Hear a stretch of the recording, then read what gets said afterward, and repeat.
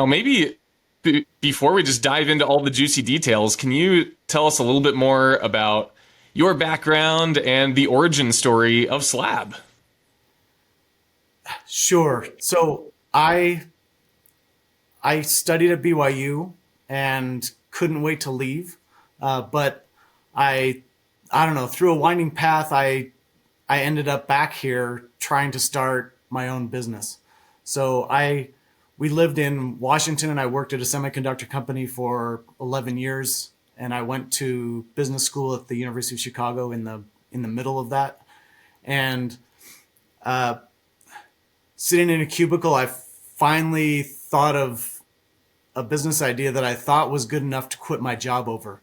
And so I did, and I moved to Utah because it was the best and easiest place to start what I was starting. And then 9 months later, I started a restaurant instead because my idea wasn't very good.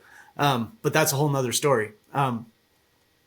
But we, I was looking for jobs, and I was just driving around one day, and I saw this little place at the bottom of Campus Plaza apartment buildings right off campus at BYU, and talked my wife into using the remaining money that we had left to start a little cafe.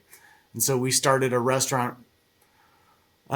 We started our first restaurant that was an Asian cafe, and it cost $15,000, which, you know, it, it's already in thinking back to what we did. It's already insane, but we did that.